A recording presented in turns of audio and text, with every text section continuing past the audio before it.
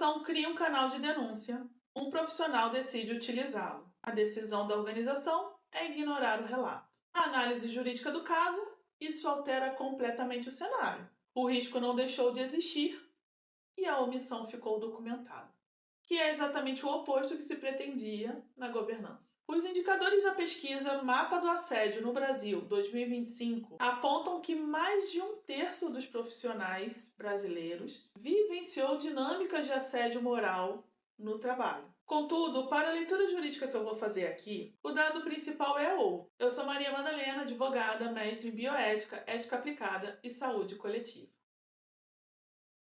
Entre os que formalizaram o relato, 57% não obteve qualquer retorno dos canais institucionais. Isso significa que a maioria venceu o medo da retaliação, inseriu o dado num sistema existente e a organização não gerou resposta ou rastreabilidade de que tenha considerado esse relato. Isso é mais que uma falha de comunicação, vira um indicador técnico de risco documentado. Como advogada, eu entendo que há uma divisão muito importante entre não ter um canal de denúncia e ter um canal de denúncia que é inoperante. Porque é como se a inoperância documentasse a ciência do risco sem uma ação de controle correspondente. A Lei 14.457 de 2022 instituiu a obrigação de enfrentamento ao assédio. Mas a existência do canal, desacompanhada dos critérios de efetividade que a lei determina, faz com que a lacuna de gestão seja registrada no próprio sistema, que deveria demonstrar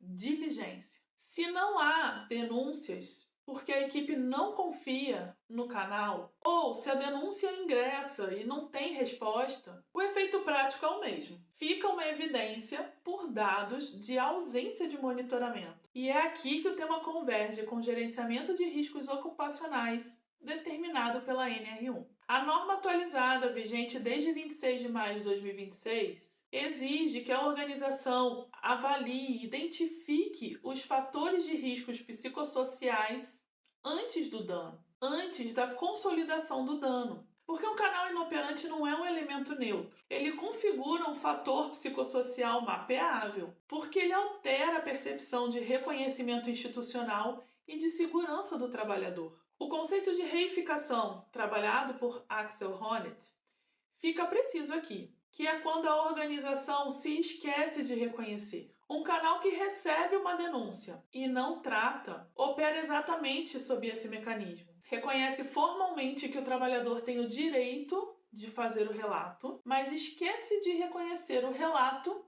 feito pelo trabalhador. E passa a tratar esse relato como se fosse um dado descartável. Então o profissional deixa de ser percebido como um sujeito de direitos e passa a ser componente acessório da métrica. O ponto mais importante é quando a análise se desloca da existência do canal para os graus de maturidade e efetividade dessa ferramenta. A exposição da empresa na esfera judicial não acontece porque ela tem o canal. Ter o canal é positivo. O problema é a ausência de condições para o seu uso efetivo, para o seu uso com uma responsividade técnica. Portanto, o que importa mapear aqui não é exatamente a existência do canal, mas sim a consistência técnica do seu fluxo. A ausência de relatos num ambiente de alta pressão decisória não comprova inexistência de risco, comprova só que o canal não parece eficaz.